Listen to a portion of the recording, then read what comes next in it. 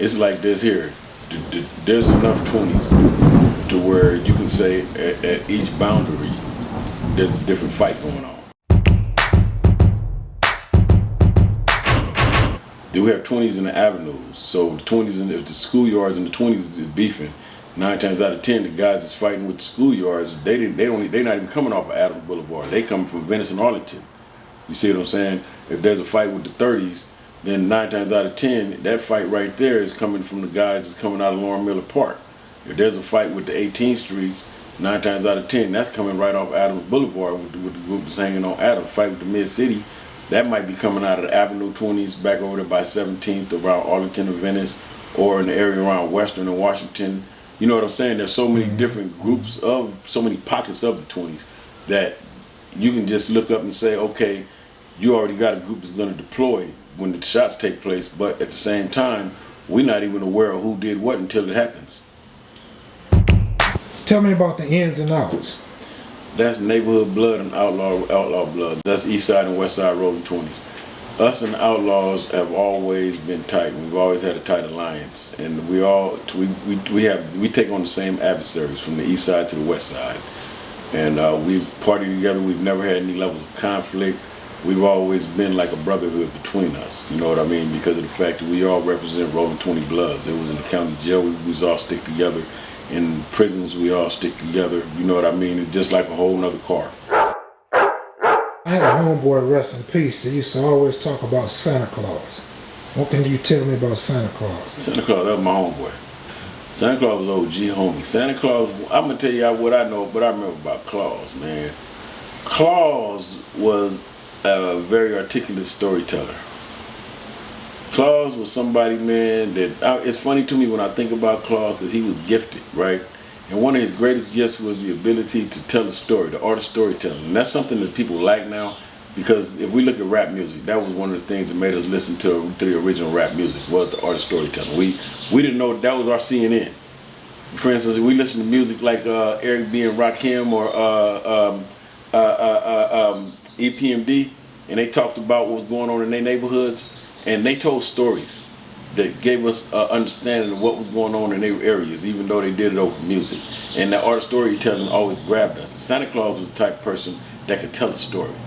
He was a down homie, and he had his times in the streets and put in work and all this here. But the greatest thing I remember about Santa Claus was he was articulate.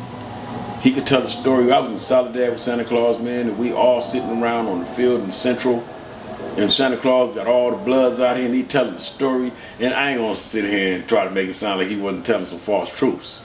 But he did it so well that he had everybody out here doing like this here. When he stopped talking, they said, "Then what, Claus? What happened next?" He was articulate. You know what I'm saying? And that's one thing about him. Anybody that knows him will tell you Santa Claus could tell a story. Was he a big dude or a little dude? Santa Claus was, man, because I was littler then. Santa Claus was about maybe 160 pounds, something like that there. 160, maybe 170 pounds at the biggest. Probably, he was probably about maybe about an inch taller than me. What would you say about Rocky? Rocky was a good homie. Rocky was somebody that was, he was a good homie. Rocky was very independent. Rocky was a dude that was about his money. And he was somebody that was always he was somebody that was a contributor. You got a lot of people, you got a lot of users in the game. You got a lot of people that ain't got nothing, that ain't worth nothing, right? Rocky had a lot of value because Rocky was a great contributor. He was somebody that you can go to Rocky and you yourself, are you somebody that's solid and within your game and that you got something good going on? And you talk to him and say, "Hey homie, this is what I want to do. I want to know if you want to get in with me, or you want to invest something, or you want to loan me something, or whatever." And you got your sales plan together, and maybe can get some understanding of maybe the profits of this here, or you know what I mean, or maybe just give a reason why you just need this in order to do what you need to do. He was the type of guy that would make a contribution because of the fact that he was always willing to help you get up on your feet. Mm-hmm. Yeah, Miss Rocky. So at what point was it rumored to be your house was the headquarters at one time? My house was, I got 3 brothers. My oldest brother is 4 years older than me. My youngest brother 4 years younger than me. What's their names? OG Crazy B, My second oldest brother is K-Ray. My youngest brother is Lil Crazy B. So between my oldest brother and my youngest brother is 8 years. So that's 2 generations. That's 2 generations. I'm in the middle of both. I'm in the middle of the oldest and the youngest. So I was in the streets with my older brothers, and I'm still in the street with my younger brother. My older brothers have moved on now. They outlaw bikers. You know what I mean? They in their world doing what they do. But at the same time, you know, they're in their 50s. At the same time, all of us, the way that we were a family. So we were a dysfunctional family, but my father was really cool with everybody in the neighborhood and everybody knew him. So my father didn't mind people being at our house. You had a lot of people in them days that came from abusive homes. You had a lot of people that just didn't have nowhere to live. You had a lot of runaways. You had a lot of different situations going on in people's houses to where they just couldn't go home. Might have lived in the enemy neighborhood or something. You know what I'm saying? You just couldn't go home. But our house, everybody was welcome at. I had times I walk in my house and there might be 9, 10 homies in the middle of the floor, sleep under the pool table, on watching TV or doing whatever they do. I just go upstairs and go to sleep. My father, he'd come home and might knock on the door, and one of the homeboys might open the door and let my father in. He wouldn't even be tripping because he know everybody. You know what I'm saying? So, you know, he had a greater understanding. But see, my father came out of a generation in a time where in New York they had gangs out there, but they wasn't nothing like the gangs out here in LA. And I hate to use the word gang. I'd rather say urban social groups. That's what I'd rather use, because gang was the word that was put on us by law enforcement and by the media. Originally, it was a disrespect to say that to consider us to be gangs. Around what year was that everybody used to hang out at the house? My house, we was hanging out there, man, and from the mid to late 70s all the way up to like around 1984. What street was that on over there in the hood? Dalton Avenue. Right across from Long Miller Park.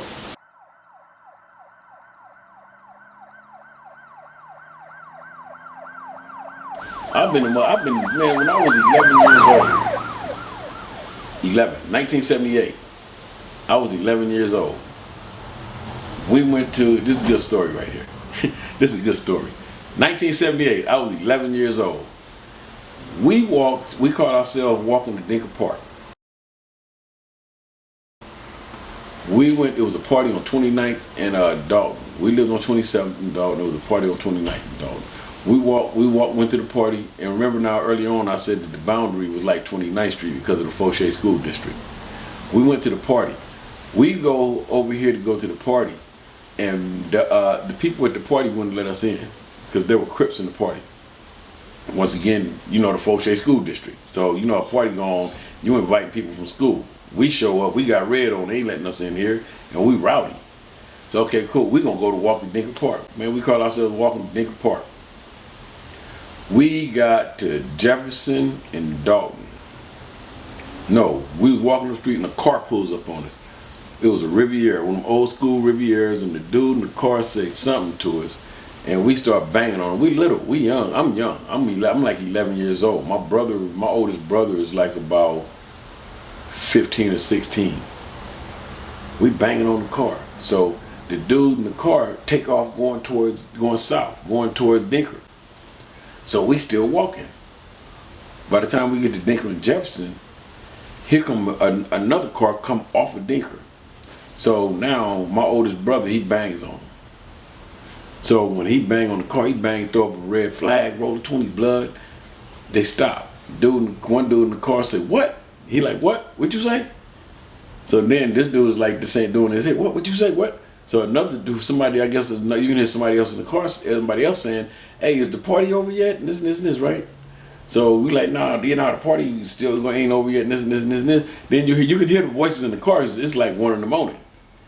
Everybody, hold on, wait a minute. And dude do like this, he said, "This is Harlem Crip, cuz, rolling 30s.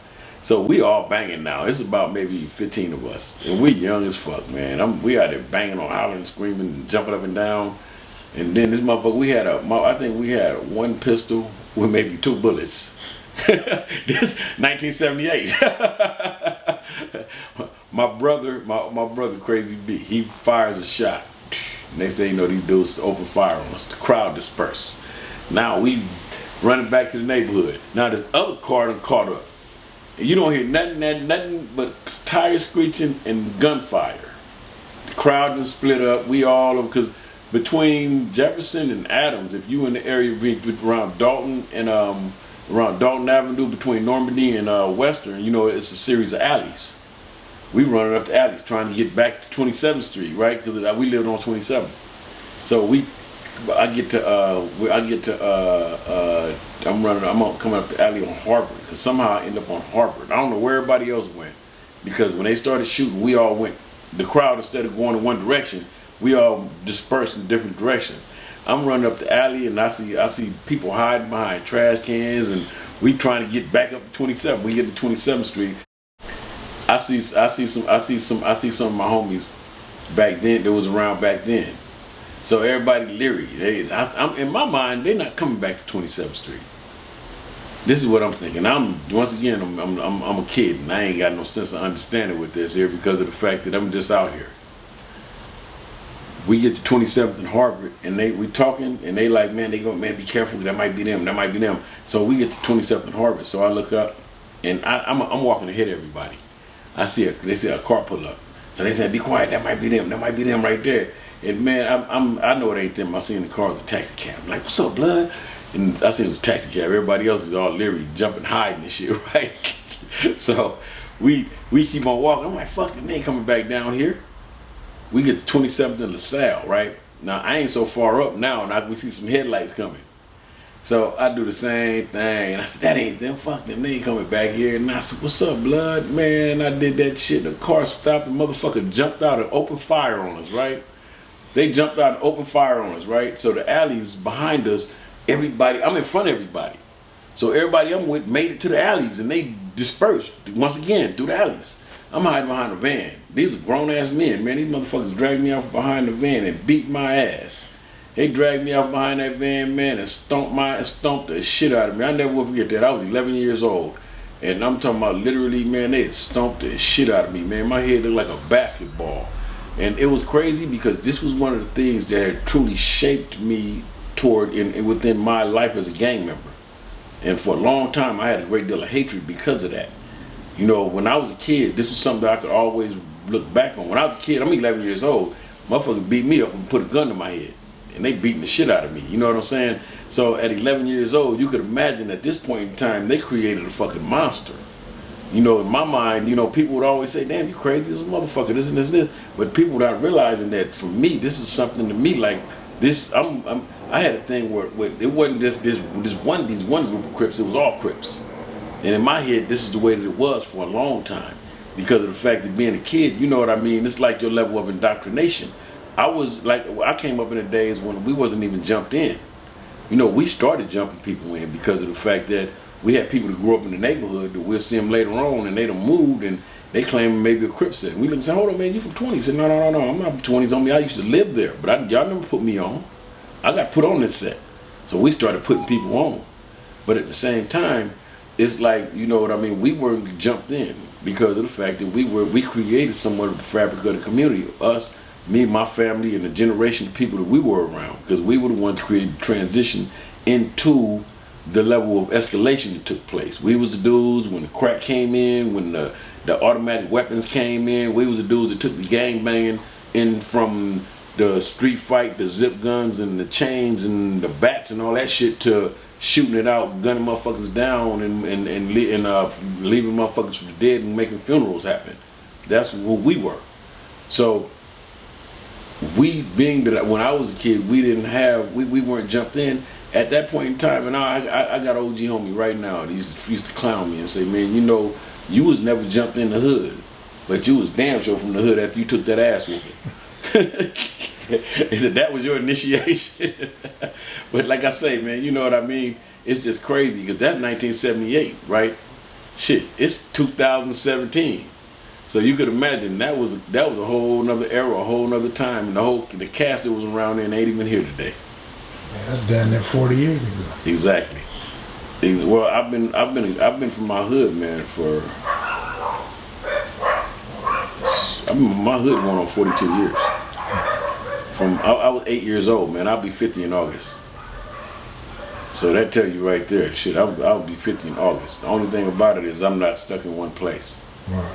And you know, a lot of gang members are stuck in one place. A lot of motherfuckers want to be who they were last year. I'm always looking towards something else because I always got to think bigger. I'm thinking about the hood. I'm thinking about the community. I'm thinking about humanity. I'm thinking about being black. I'm thinking about surviving. I'm trying to think about what do it take. I look at nowadays, and it's interesting because I work with kids and stuff. You know what I mean, doing gang intervention. And my belief in the world now is that I can't take it upon myself to wish the best, to want the best for my kids, if I don't want the best for your kids. Because of the fact that they say it takes a village to raise a child. So that means that my kid and your kid are the same person.